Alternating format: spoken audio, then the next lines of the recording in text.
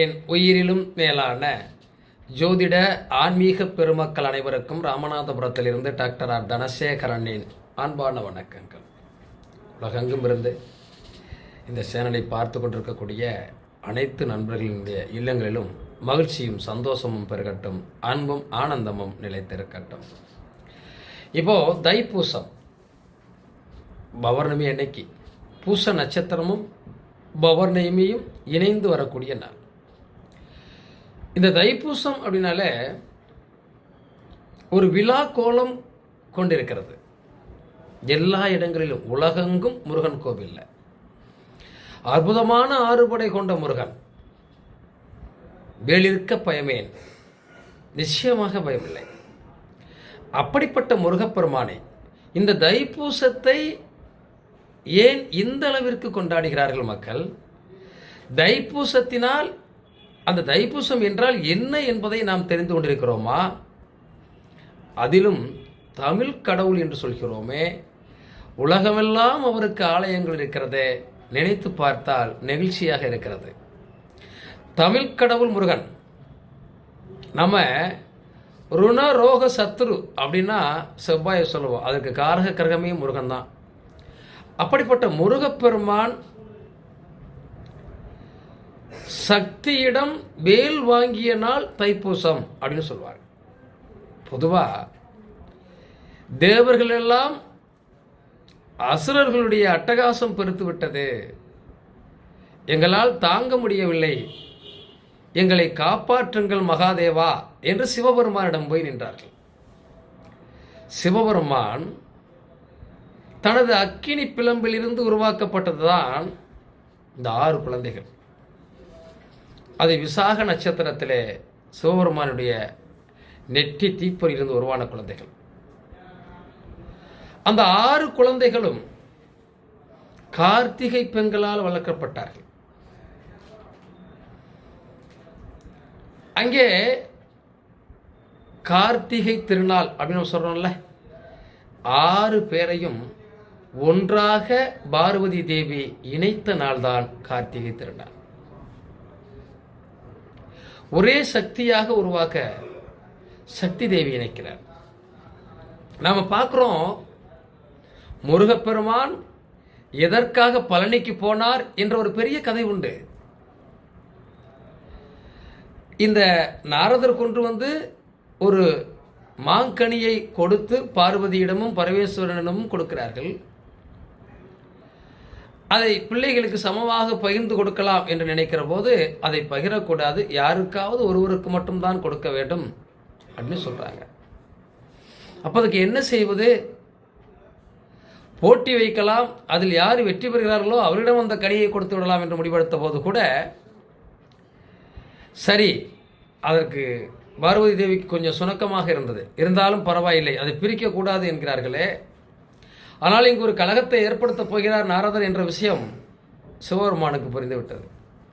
சரி, உன் விருப்பம் என்றார்.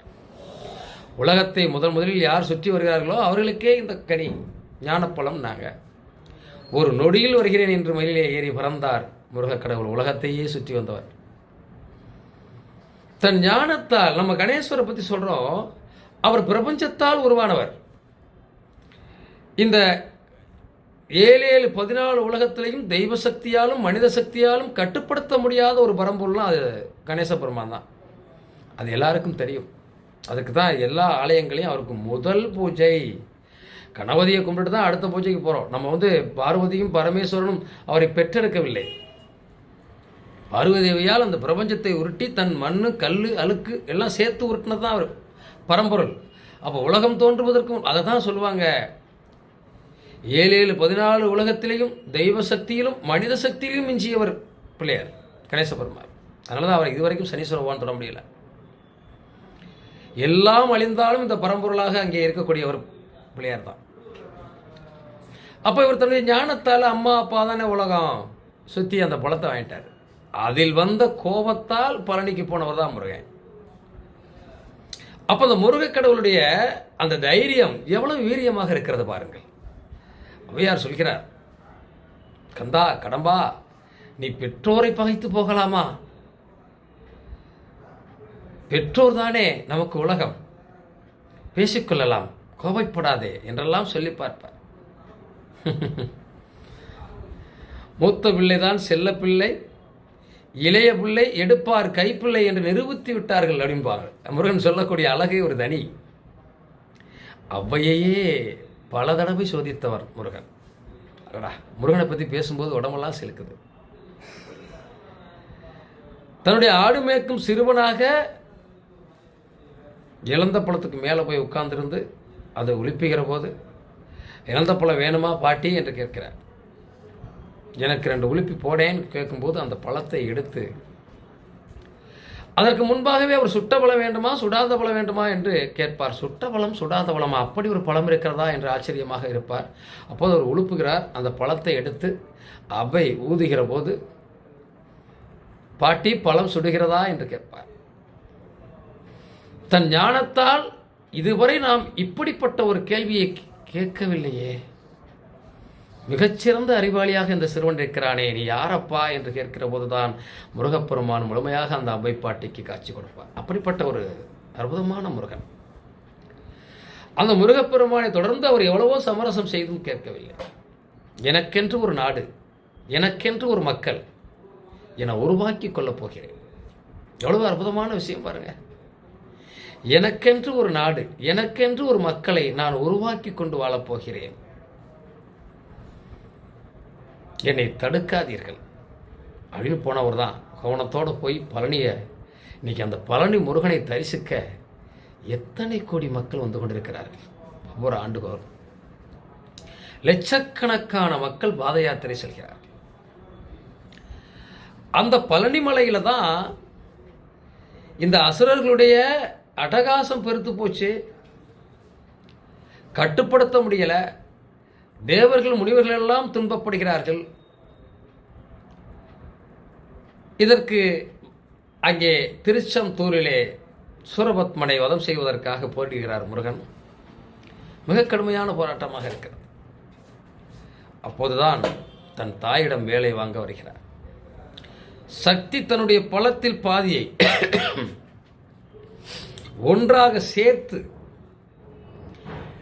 பழனி மலையிலே முருகனுக்கு கொடுக்கப்பட்ட வேல், அந்த சக்தி நிறைந்த வேலை கொடுத்த நாள் தான் தைப்பூசம்.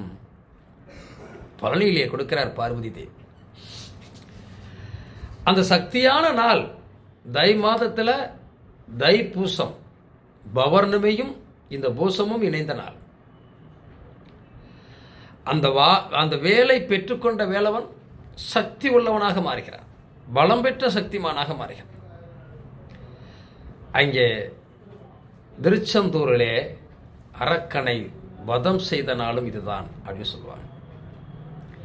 அப்படிப்பட்ட சக்தி வாய்ந்த போரை, வெற்றி கொண்ட போரை திருச்செந்தூரிலே நடத்தி முடிக்கிறார் முருகன். அந்த அரக்கன் இறந்து விட்டானா போரிலே மரமாக மாறுகிறான். அதை வெட்டுகிற போது ஒரு 2ஆக பிளக்கிறது. ஒரு பகுதி சேவலாகவும் ஒரு பகுதி மயிலாகவும் வந்து முருகனிடம் தஞ்சம் புகுந்தது என்று சொல்வார்கள். நம்ம இன்னைக்கும் ஒவ்வொருத்தருடைய மனதிலும் அரக்கன் இருக்கிறான், அரக்க குணம் இருக்கிறது. மனிதனாக பிறக்கக்கூடிய எல்லாத்தையும் கோபம் இருக்கு, வெறி இருக்கு, மனிதாபிமானம் இல்லாத சில அரக்க குணங்கள் இருக்கிறது.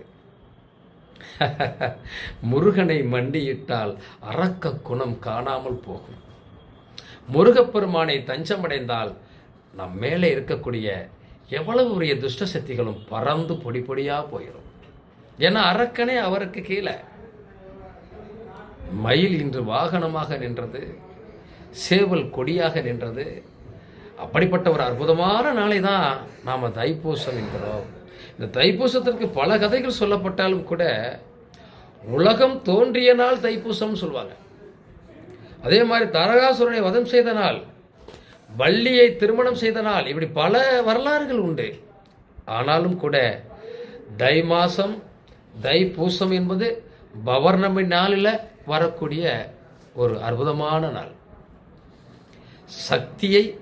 சக்தியிடம் பலமான வேலை வாங்கிய நாள் தைப்பூசம் என்பது தான் நிறைய நண்பர்களால் ஏற்றுக்கொள்ளப்படப்பட்ட ஒரு அற்புதமான நாள்.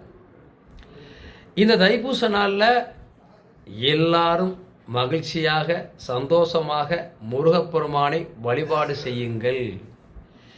எல்லா வளமும் உங்களுக்கு கிடைக்கும்.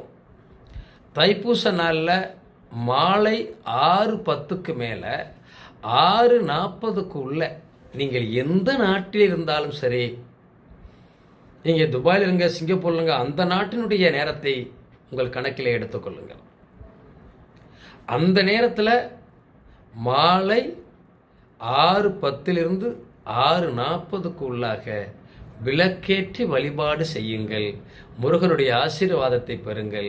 மகிழ்ச்சியும் சந்தோஷமும் உங்களோடு எப்போதும் நிலைத்திருக்கும். கண்டிப்பாக உங்கள் குடும்பமும் எங்கள் குடும்பமும், ஏன் இந்த உலகத்தில் உள்ள அத்தனை குடும்பத்திற்கும் முருகப்பெருமானுடைய ஆசீர்வாதமும் அருளும் கிடைக்கட்டும். எல்லோரும் இன்புற்று வாழ எல்லாம் வல்ல முருகப்பெருமானை வணங்கி மகிழ்கின்றோம். வாழ்த்துக்கள். வாழ்க வளமுடன்.